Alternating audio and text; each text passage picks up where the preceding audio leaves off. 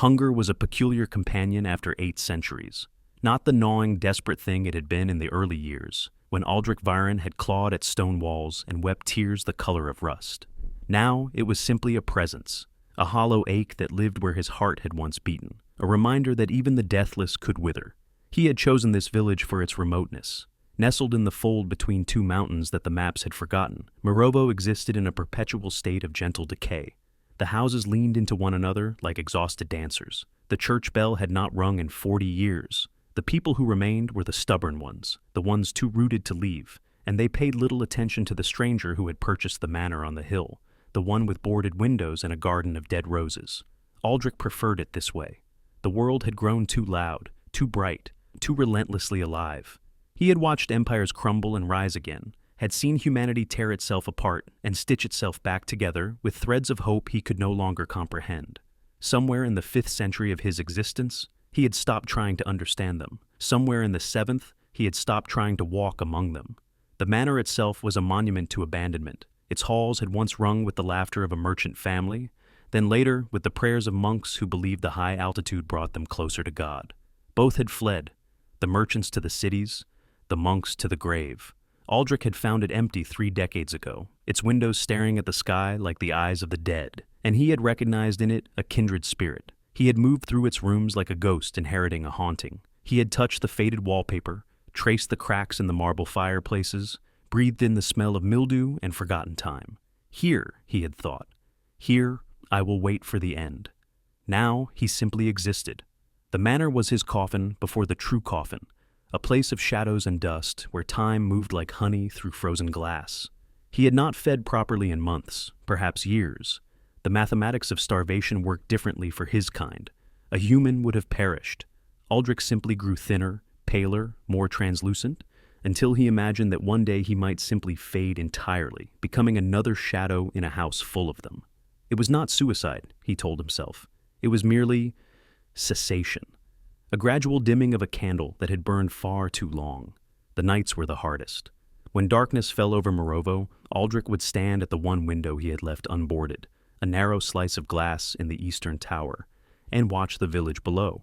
Candlelight flickered in the windows of the living. Smoke curled from chimneys. Sometimes he could hear laughter, or the crying of an infant, or the low murmur of a prayer.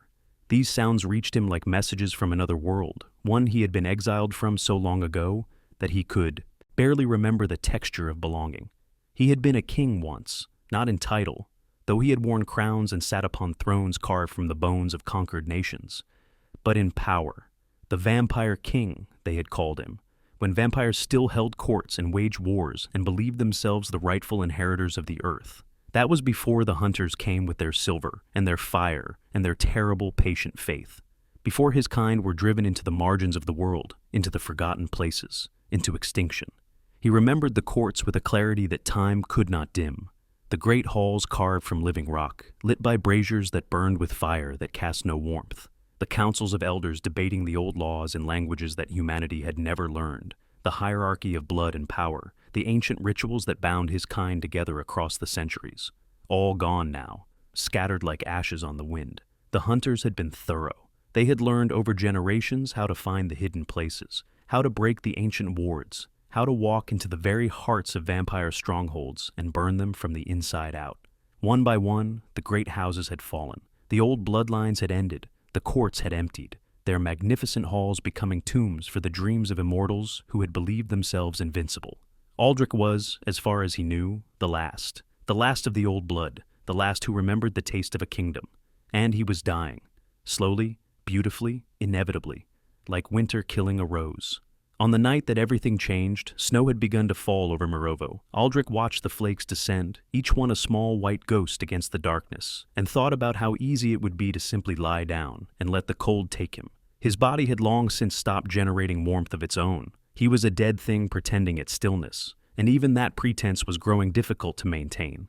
He did not hear the footsteps on the stairs. His senses, once sharp enough to track a heartbeat across miles, had dulled with his hunger. So, when the small, clear voice spoke from the doorway, he startled like a living man. "Are you the ghost?" She could not have been more than 7 years old. A wisp of a child, all tangled dark hair, and enormous eyes that reflected the moonlight like pools of black water. Her dress was thin and patched, inadequate against the winter's bite, and her feet were bare despite the snow that had followed her inside. In her hands she held a bundle wrapped in cloth, something she clutched against her chest like a talisman. Aldric did not move. He was not certain he could move. The presence of another living creature in his sanctuary was so unexpected, so fundamentally wrong, that for a long moment he could only stare at her, with the bewildered incomprehension of a man woken from a dream. "I asked if you were the ghost," the child repeated, apparently untroubled by his silence. "The other children say there's a ghost in this house. They say he eats people who come inside." "Then why?" Aldric heard himself say, his voice a rasp of disuse. "Have you come inside?" The girl considered this question with the gravity of a philosopher. "Because I'm not afraid of ghosts," she said finally. "My mother was a ghost for a while. After she died, she used to sit at the end of my bed and sing to me. She wasn't scary at all. She was just sad." Something twisted in Aldric's chest, some ancient atrophied muscle that he had thought long dead. He found himself taking a step toward the child before he caught himself, freezing in place. "You should not be here," he said. "I know." The girl did not retreat. Instead, she lifted the bundle in her arms and held it toward him. "But Sister Maria said we should always feed the hungry, even if they're strange or scary or different from us. And you look very hungry." The cloth fell away to reveal a half loaf of bread, a wedge of hard cheese, and an apple so bruised it was more brown than red. Peasant food, poor food, food that had clearly come from the girl's own meager portion, perhaps her only meal of the day. Aldric stared at the offering as if it were made of gold and myrrh. "I cannot eat that," he said softly. "Why not?" "I am not like you. My hunger is for different things." The child's brow furrowed. She studied him with an intensity that made Aldric want to turn away, to retreat into the shadows where he belonged. But he found himself rooted to the spot, held in place by those ancient knowing eyes in that young, innocent face. "You're the vampire," she said. Not a question, not an accusation, simply a statement of fact, as casual as remarking on the weather. "You know what a vampire is?" "Sister Maria told us. She said they used to be everywhere, a long time ago. She said they were God's mistake, and that's why he took them all away." The girl tilted her head. "But you're still here." "I am." "Then maybe you're not a mistake." The simplicity of her logic struck him like a blow. 800 years of philosophy, of theological debate, of wrestling with the nature of his own damned existence. And this child had cut through it all with the clean precision of a blade. "What is your name?" he asked. "Mira." She held out the food again.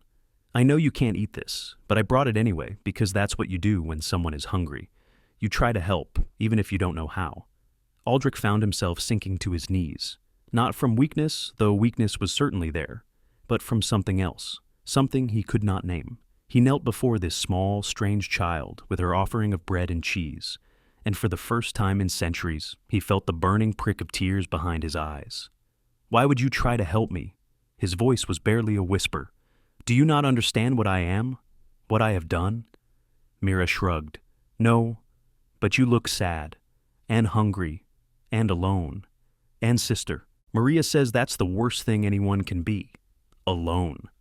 She set the bundle of food on the floor between them, then straightened and looked at him with an expression of such profound, uncomplicated compassion that Aldric felt something crack inside him, something that had been frozen for a very long time.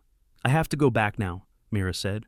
"Sister Maria will worry if I'm gone too long, but I'll come back tomorrow if you want.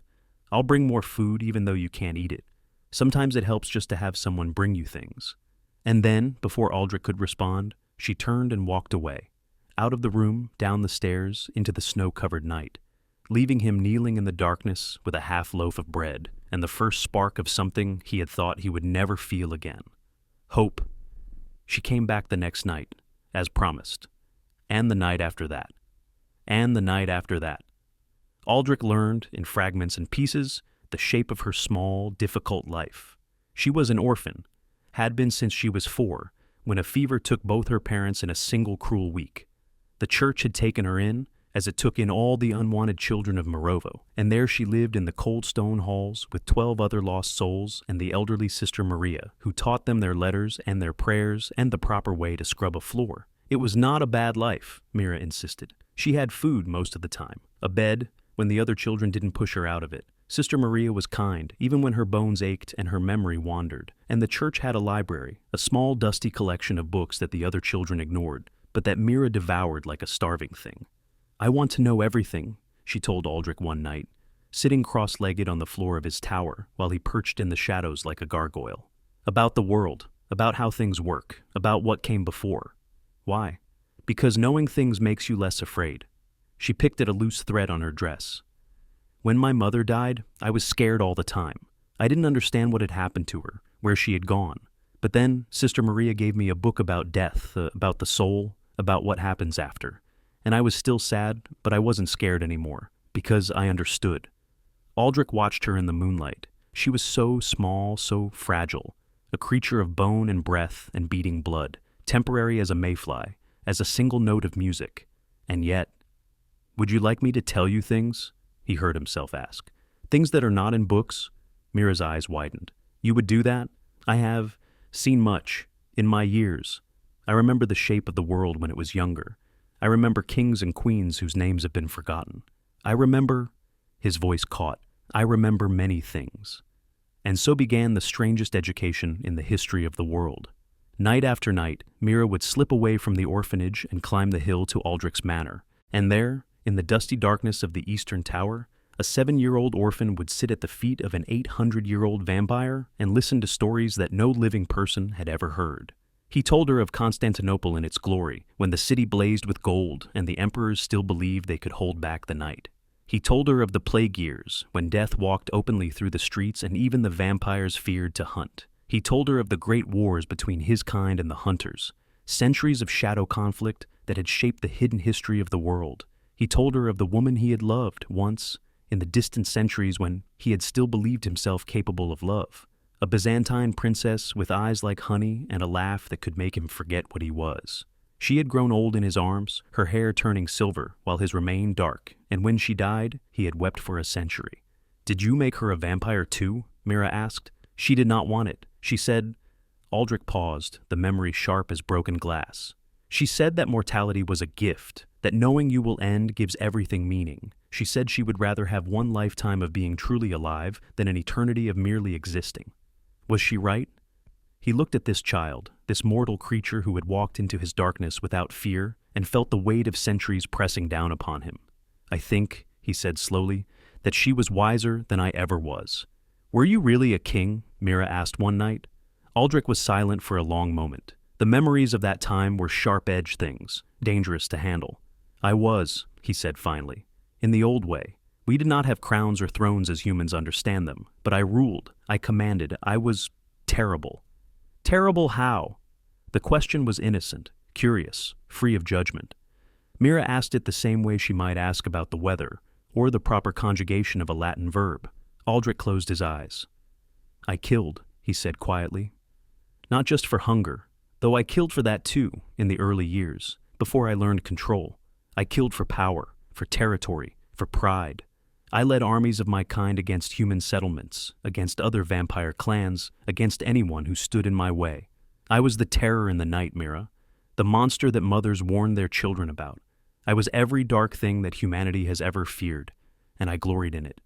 He opened his eyes and looked at her, expecting to see fear, revulsion, the dawning understanding of what she had befriended. But Mira only nodded thoughtfully. "That was a long time ago," she said. "Does that matter?" "I think so." She picked up a dust mote from the floor and watched it spiral in the moonlight. "Sister Maria says that people can change, that the person you were yesterday doesn't have to be the person you are today. She says that's what redemption means." "And you believe her?" "I don't know. But I think—" Mira paused, choosing her words with the careful deliberation of the very young. "I think you're sad about the things you did. Really, truly sad, in a way that goes all the way down. And I think that means something. I think it means you're not that person anymore. Not really." Aldric said nothing. He could not. Something was happening in his chest, some vast and painful shifting, like ice breaking up on a river in spring. "You're crying," Mira observed. He was. He had not even noticed. The tears that fell from his eyes were tinged with red, as all vampire tears were, and they traced crimson lines down his gaunt, pale cheeks. "I have not cried in 400 years, he said. Mira stood up, walked over to where he crouched in the shadows, and, without hesitation, without fear, put her small, warm arms around him. "Then you were probably saving them up," she said. "It's okay, I'll stay until you're done." And she did. Spring came to Miraveau, and with it, strangers. Aldric sensed them before they arrived, 3 men on horseback, carrying weapons of silver and oak and blessed iron. His weakened senses could still taste the particular tang of holy water on the wind, the sharp metallic edge of consecrated blades. Hunters. He had not seen their kind in decades. He had thought, perhaps foolishly, that they too had passed into extinction, that the war between light and shadow had ended with the death of the last vampire courts. But hatred, it seemed, was as immortal as he was. From his window, Aldric watched them ride into the village square. They moved with the careful precision of men who had done this many times before, dismounting in synchrony, scanning the crowd with practiced eyes, their hands never far from their weapons. The villagers scattered before them, like leaves before a storm. These were not the amateur hunters of recent centuries, the superstitious peasants with their garlic and their crude wooden stakes. These men moved like soldiers. They carried themselves like priests of a violent god. Silver chains glinted at their belts. Holy symbols hung heavy around their necks. Old hunters, the real kind, the ones who had brought down the courts. They were staying at the village's only inn, asking questions about disappearances, about strange occurrences, about the abandoned manor on the hill. It was only a matter of time before someone told them what they wanted to hear. Aldric considered leaving. He could slip away in the night, find another forgotten corner of the world, begin his slow death somewhere else. He had done it before, countless times. It was the pattern of his existence: arrival, discovery, flight. But this time, leaving meant leaving Mira. The realization struck him with unexpected force. Somewhere in the months of their strange friendship, the child had become necessary to him. Her visits were the only thing that marked the passage of his nights. Her questions were the only conversation he had. Her simple, stubborn presence was the single thread that tethered him to something other than oblivion. And if the hunters discovered their connection, if they learned that the local orphan had been visiting the vampire's lair, they would not hesitate. They would see her as contaminated, corrupted, lost. They would put her to the question, try to extract information about his weaknesses, his vulnerabilities, and when she could tell them nothing useful, they would. Aldric could not complete the thought. He found Mira waiting for him in the tower that night, as always. But instead of settling into her usual spot on the floor, she stood by the window, watching the village below with an expression far too serious for her 7 years. "There are men at the inn," she said without turning around. "Sister Maria told us to stay inside after dark. She said they're dangerous." "She is right. They're looking for you, aren't they?" Aldric crossed the room to stand beside her. From here, he could see the distant flicker of the inn's windows, the horses tethered outside. "Yes." "What will happen if they find you?" He considered lying to her, spinning some comforting story about misunderstandings and peaceful resolutions. But Mira had never lied to him, had never softened her own hard truths. She deserved the same respect. "They will kill me," he said, "or try to. I am weak, far weaker than I once was. In my current state, they might succeed." Mira turned to look at him, and in her dark eyes he saw the ghost of the woman she might become, fierce, intelligent, unafraid. "Then you have to feed," she said. "You have to get strong again." "It is not that simple." "Why not?" "Because I have not fed on a living person in 200 years. Because I made a vow to myself that I would rather die than become the monster I once was. Because the hunger is a beast that I have kept caged for so long that I am no longer certain I can control it if I let it free." He said none of this. Instead, he said, "Because the cost is too high." Mira was silent for a long moment. Then, with the terrifying clarity that seemed to come so naturally to her, she said, "You're afraid of hurting people. That's why you're starving. You'd rather die than hurt anyone." "Yes, but if you die, you'll hurt me." Her voice was small but steady. "I don't have anyone else, Aldric. Sister Maria is old. She won't be here much longer, and the other children don't like me. They say I'm strange, that I read too much, that I talk to myself. You're the only friend I have. And if you let those men kill you because you're too scared to fight back, then you're just as bad as them." The words hit him like silver through the heart. "Mira, I know you were a monster. I know you did terrible things, but you're not doing them anymore, and isn't that what matters? Isn't that the whole point of being sorry, that you try to be better?" She was crying now, tears cutting bright tracks down her thin cheeks. "I don't want you to die," she whispered. "Please, please don't die." Aldric looked at this child, this orphan, this small, brave soul who had walked into his darkness and refused to be afraid, and felt the last of his ancient walls crumble. "I will not die," he said. "I promise you, little one, I will not die." But even as he spoke the words, he did not know how he would keep them. The hunters came on the third night. Aldric heard them at the edge of his property, the creak of leather, the whisper of weapons being drawn, the too loud beat of mortal hearts pumped full of righteous adrenaline. They had brought torches. Of course they had. Fire was one of the few things that could truly destroy his kind. He had sent Mira away earlier that evening, insisting that she stay at the orphanage, that she not come to the manor again until he sent word. She had protested, had cried, had threatened to follow him anyway. In the end, it was only his solemn promise, his word as a king, he had said, and she had believed him. That had convinced her to stay. Now he waited in the entrance hall, standing in a pool of moonlight from the broken skylight above. He had not bothered to hide. What was the point? He was too weak to run, too weak to fight effectively. The best he could hope for was to face his ending with what remained of his dignity. The door burst open. 3 men flooded in, silver crosses raised, holy water dripping from blessed blades. The smell of consecration hit Aldric like a physical blow. These weapons had been blessed by true believers, anointed with prayers that carried the weight of genuine faith. Even in his weakened state, his body recoiled from their presence, ancient instincts screaming at him to flee. But he held his ground. The leader was a tall man, with gray in his beard and hate in his eyes.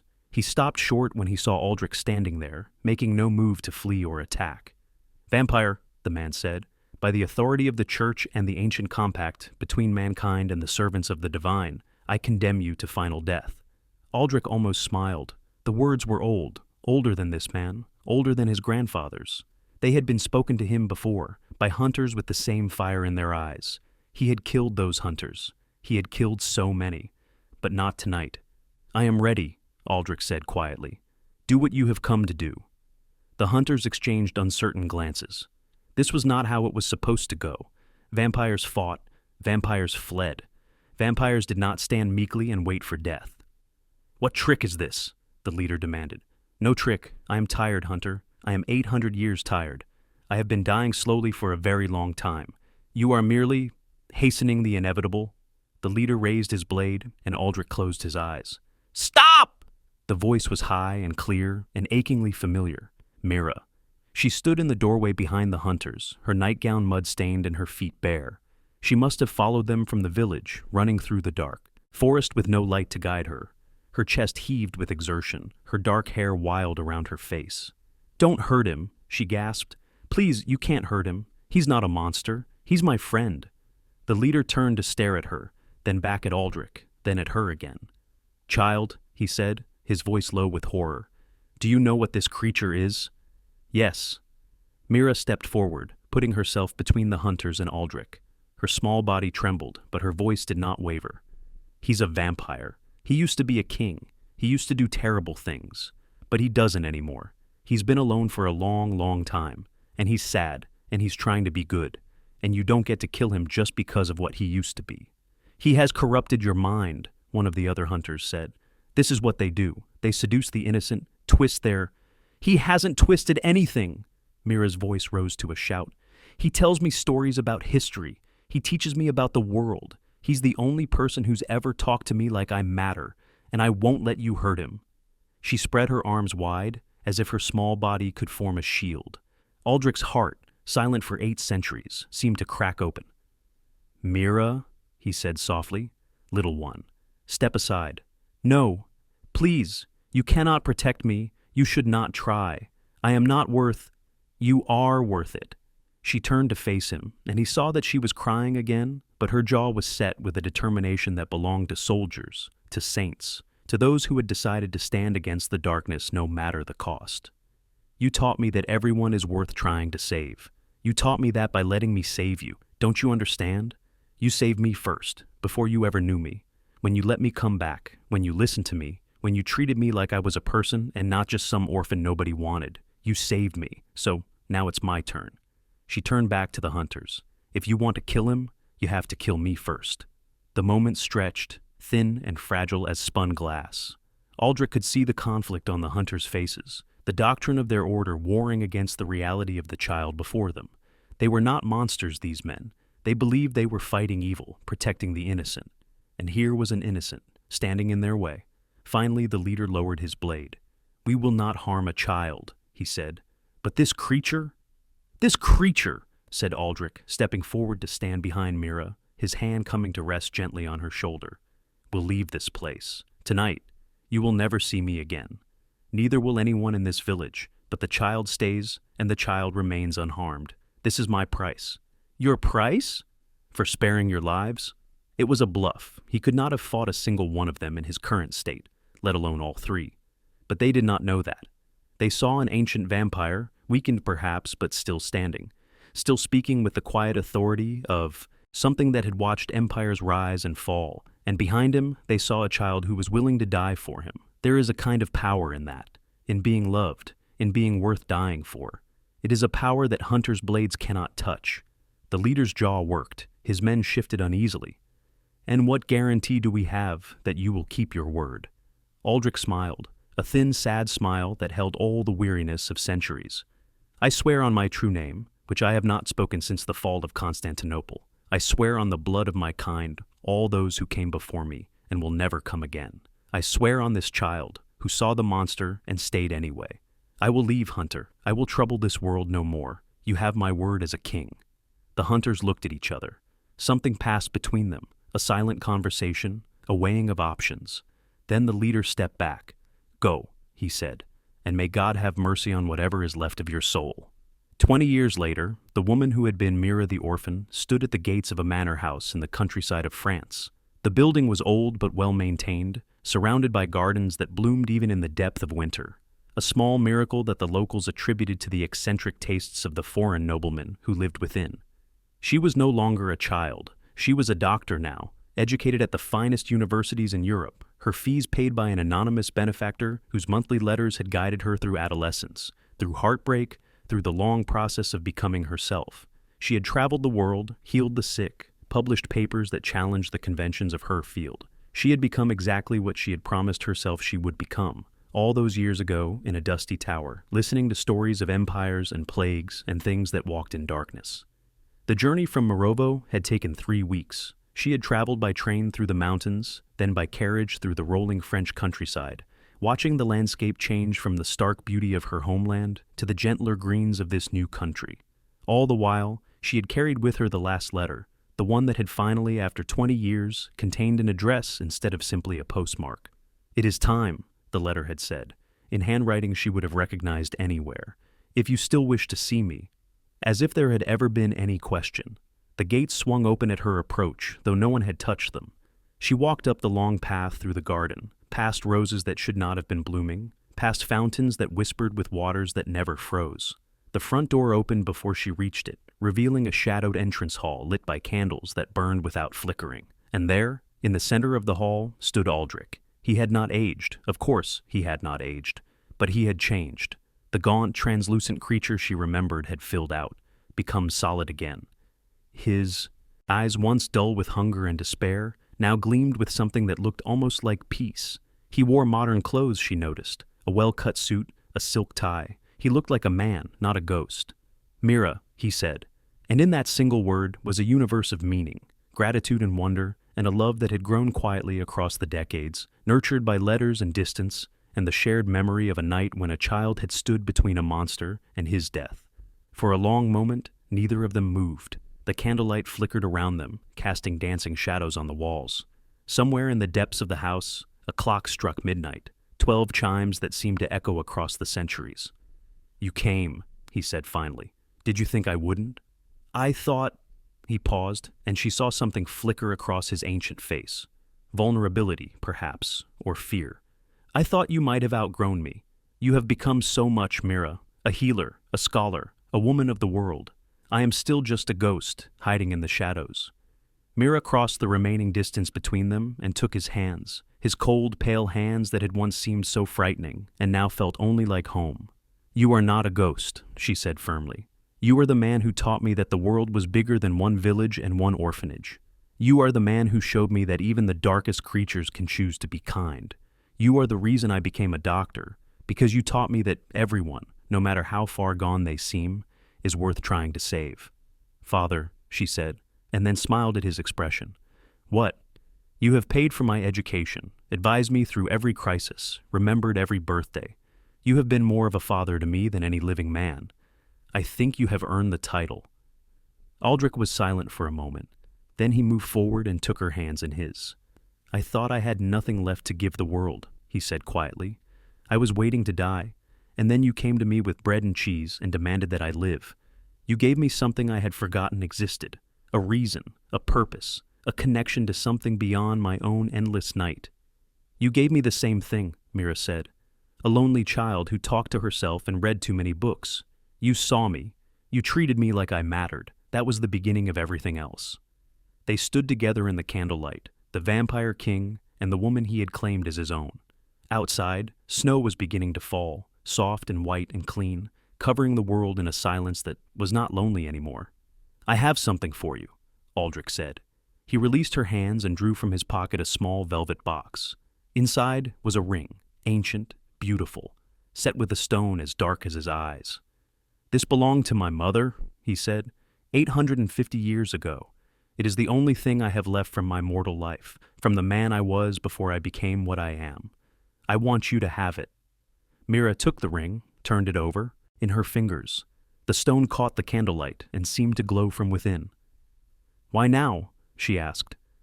"Because I am formally adopting you," Aldric said. "In the old ways of my kind, this makes you my heir. When I am gone, and I will be gone someday, Mira, we both know this. Everything I have will be yours, the manor, the gardens, the knowledge I have accumulated across the centuries. All of it." "Aldric, you saved my life," he said simply. "A little girl with bread and cheese and stubborn, impossible courage. Let me give you something in return. Let me give you a family." Mira looked at him, this ancient creature, this former monster, this man who had somehow become the most important person in her world. She thought of the night she had climbed the hill to the haunted manor so many years ago. She had been hungry and lonely and searching for something without knowing what. She had found a ghost, and the ghost had turned out to be the door to everything. "I already have a family," she said. And she put her arms around him, just as she had when she was 7 years old, and he had wept red tears in a tower of dust and shadows. He held her in return, this vampire king who had conquered nations and outlived empires.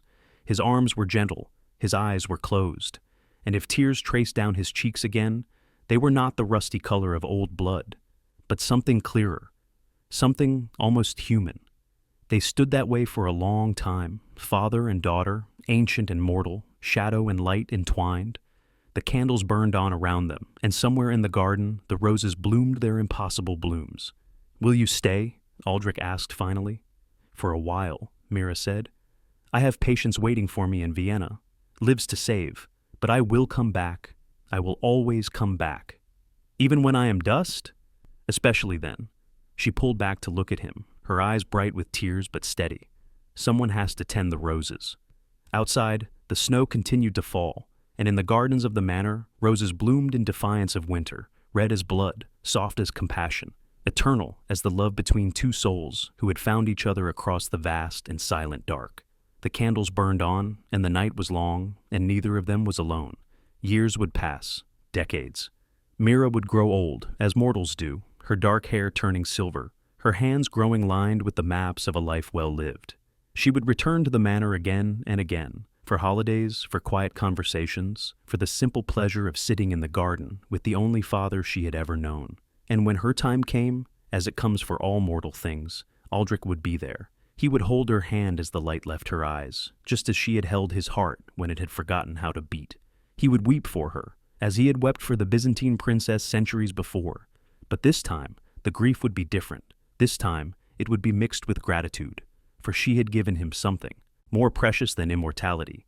She had given him a reason to remain, and long after she was gone, the roses would bloom, the manor would stand, the vampire king would walk his gardens at midnight, and sometimes he would speak to the empty air, telling stories of empires and plagues and a 7-year-old girl who had walked into his darkness with bread and cheese and demanded that he live. Not anymore, not ever again.